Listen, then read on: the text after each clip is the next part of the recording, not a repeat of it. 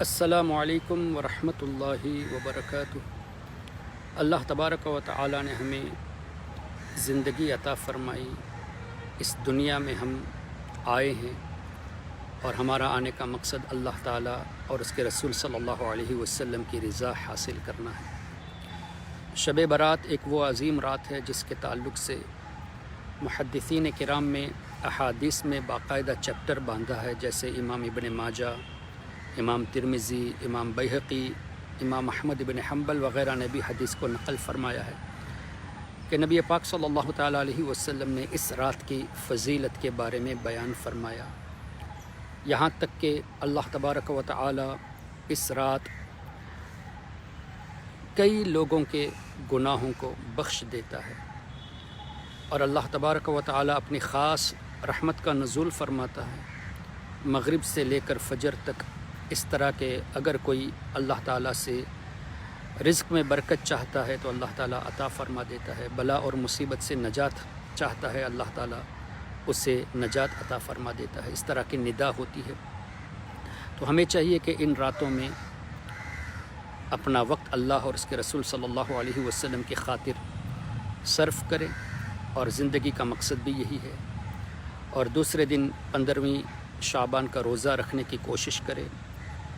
اگر کسی نے کسی وجہ سے ایک روزہ بھی رکھ لیا تو بھی کوئی حرج نہیں، اور 3 روزے رکھتے ہیں جیسے 13، 14، 15 تو بہت اچھی بات ہے، یا 14، 15، اور اگر نہیں تو کم سے کم ایک روزہ بھی رکھ لے، اور اگر کسی عذر کی وجہ سے نہ رکھ پائے تو کوئی گناہ نہیں، اللہ تبارک و تعالی ہمارے ارادوں کو جانتا ہے۔ اور خاص کر قبرستان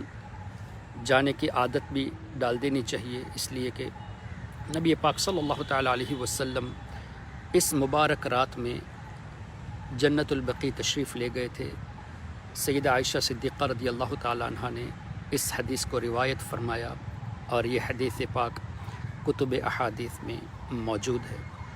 تو نبی پاک صلی اللہ علیہ وسلم کی ایک سنت بھی ہم ادا کر لیں گے اس دن یا اس رات کو جنت البقیع میں، یعنی حضور نے تو جنت البقیع میں حاضری دی، ہم ہمارے یہاں کے قبرستان میں حاضری دے دیں گے اس رات کو، اور میسر نہ ہو تو دن میں، تو انشاءاللہ ہماری سنت پر بھی ہمارا عمل ہو جائے گا۔ اور نبی پاک صلی اللہ علیہ وسلم کے مبارک فرامین کے مطابق جب ہم ایصال ثواب کرتے ہیں تو جو ارواح ہوتی ہے ہمارے رشتہ داروں کی، ہمارے گھر والوں کی، مومنین کی ارواح، وہ خوش ہوتی ہے، تو ان کے لیے ایصال ثواب کرنے کی بھی کوشش کریں۔ اگر صدقہ کر سکے تو ضرور صدقہ کریں، یا نماز، روزے وغیرہ رکھ کر بھی اس کا ثواب ہم ان کو ایصال کر سکتے ہیں۔ یہ مت سوچے کہ اللہ کے نیک بندوں کو ہماری حاجت ہے، بلکہ یہ سوچے کہ نیک بندوں کی بارگاہ میں ایصال ثواب ہدیتاً پیش کرنے سے اللہ تعالیٰ کی خوشنودی ہمیں ملتی ہے، اور جب اللہ ہم سے خوش ہوگا انشاءاللہ تو ہماری حاجتیں پوری ہو جائے گی۔ شب برات میں ایک خاص عبادت کا ہمارے بزرگوں نے ایک طریقہ بتایا ہے، اور وہ تمام احادیث کی روشنی ہی میں ہے۔ مثال کے طور پہ اس رات میں دعاؤں کا قبول ہونا یہ حدیث کی روشنی میں پایا جاتا ہے، اور نماز کے بعد دعا کرنا یہ بھی دعا کی قبولیت کا ایک سبب ہے۔ اسی طرح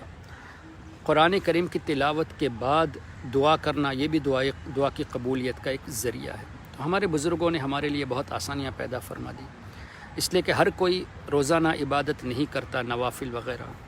کچھ لوگ روزانہ ماشاءاللہ کرتے ہیں، کچھ لوگ ہفتے میں، کچھ لوگ مہینے میں، کچھ لوگ سال میں، کچھ لوگ زندگی میں ایک مرتبہ کر لیتے ہیں۔ تو ہمارے بزرگوں نے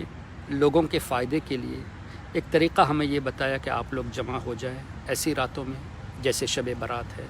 شب معراج ہے، خاص راتیں ہیں، اللہ تعالیٰ کی رحمت کا خاص نزول ہوتا ہے، شب قدر ہے۔ تو ان راتوں میں کم سے کم ہم لوگ اگر جمع ہو جائے اور نفل نماز بھی پڑھ لے، اور اس کے بعد سورہ یاسین شریف کی تلاوت بھی کر لے جو قرآن کریم کا دل ہے، تو نفل نماز، سورہ یاسین کی تلاوت، اس کے بعد اللہ کی بارگاہ میں دعا کرے کہ یا اللہ، یہ جو میں نے نماز اور یاسین شریف پڑھی ہے، اس کی برکت سے تو مجھے ایمان والی، صحت والی لمبی زندگی نصیب فرما۔ تو کتنی اچھی بات ہے۔ اب زندگی میں برکت مانگنے کے لیے ہم اللہ کی بارگاہ میں نماز پڑھتے ہیں، یاسین شریف کی تلاوت کرتے ہیں۔ اگر کوئی نہ کر سکے تو 21 مرتبہ قل هو اللہ احد شریف پڑھ لے، اور یہ بھی نہ ہو تو درود پاک ہی پڑھ لے، کچھ ذکر ہی کر لے، لا حول ولا قوت الا باللہ العلی العظیم ہی پڑھا کرے، اور دعا کرے کہ یا اللہ اس کی برکت سے تو مجھے صحت والی، لمبی، ایمان والی زندگی ہے۔ ہمیشہ یاد رکھے جب بھی دعا کرے زندگی کے لیے تو ایمان والی زندگی ضرور مانگے، ایمان ہے تو سب کچھ ہے۔ پھر ایک مرتبہ 2 رکعت نفل نماز پڑھے، یاسین شریف کی تلاوت، اور میسر نہ ہو سکے کسی وجہ سے تو درود پاک پڑھ لے، اور اس کے بعد دعا کرے کہ یا اللہ روزی میں تو برکت عطا فرما، خوب برکت عطا فرما، حلال روزی عطا فرما۔ اور تیسری مرتبہ مزید 2 رکعت نفل اور یاسین شریف پڑھ کر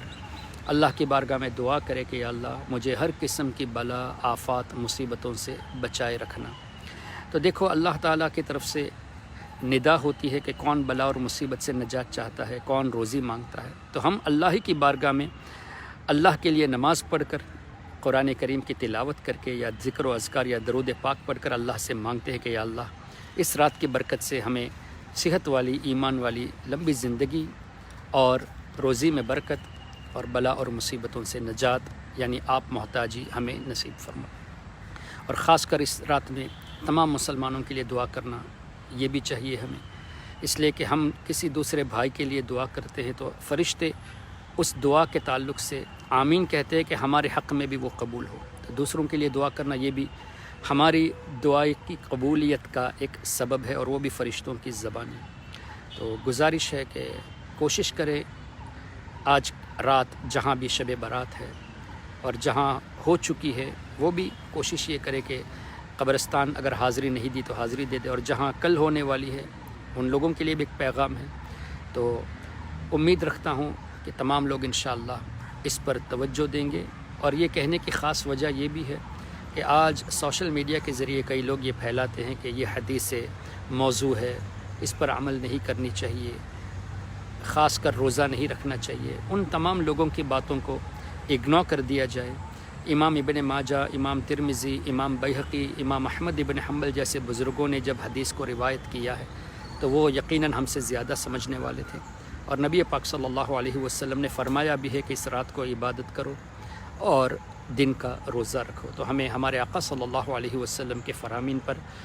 عمل کرنا چاہیے، اور بزرگوں کا عمل بھی تھا۔ ساتھ میں یہ بھی بتا دوں کہ جو لوگ انکار کرتے ہیں وہ ابن تیمیہ کے کوٹس دوسرے موقع پر پیش کرتے ہیں۔ تو ابن تیمیہ نے بھی اپنی کتاب اقتداء الصراط المستقیم میں اور مجموعہ الفتاویٰ میں یہ لکھا ہے کہ شب برات میں بزرگان دین کا عمل رہا کہ اس رات کو خاص کر وہ عبادت کیا کرتے تھے۔ خیر، ہمیں دوسروں کی ضرورت نہیں ہے، ہمیں ہمارے بزرگوں کے نقش قدم پر چلنا ہے، اور ہمارے جو مسلمان بھائی اور بہن دنیا سے رخصت ہو چکے ہیں ان کے لیے ایصال ثواب کرنا ہے۔ تو ہم انشاءاللہ اس پر ضرور توجہ دیں گے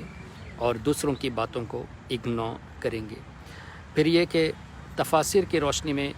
شب برات میں، یعنی اس رات میں لوگوں کی موت اور زندگی کا فیصلہ بھی فرشتوں کے دفتر میں دیا جاتا ہے۔ تو ہمیں نہیں پتہ کہ اگلے سال ہم رہیں گے یا نہیں، یا آج رات پا سکیں گے یا نہیں، یہ بھی ہمیں نہیں پتہ۔ کتنے ایسے احباب ہمارے سامنے تھے جو پچھلے سال شب برات میں تھے، لیکن اس سال ہمارے ساتھ وہ نہیں ہے، اور ہمیں نہیں پتہ کہ کل کیا ہونے والا ہے ہمارے ساتھ۔ اس لیے ہم اللہ سے یہ دعا کریں کہ اللہ تعالیٰ زندگی دے تو ایمان والی زندگی دے، اور موت دے تو بھی ایمان کے ساتھ، نبی پاک صلی اللہ علیہ وسلم کی محبت میں، اور سرکار غوث پاک شیخ عبد القادر جیلانی اور دیگر اولیاء کرام کی زیارت کے ساتھ ہمیں موت بھی عطا فرمائے۔ اللہ تعالی ہم سب کی دعاؤں کو قبول فرمائے، سب کی حاجتوں کو پورا فرمائے، سب کی پریشانیاں دور فرمائے، اور جتنے مسلمان دنیا بھر میں پریشان ہیں ان کے لیے بھی خاص کر دعا کرنے کی کوشش ضرور کرے، اور دعا کرے کہ اللہ تعالی ان کی بھی تمام پریشانیاں دور فرمائے۔ آمین۔ والسلام علیکم ورحمۃ اللہ وبرکاتہ۔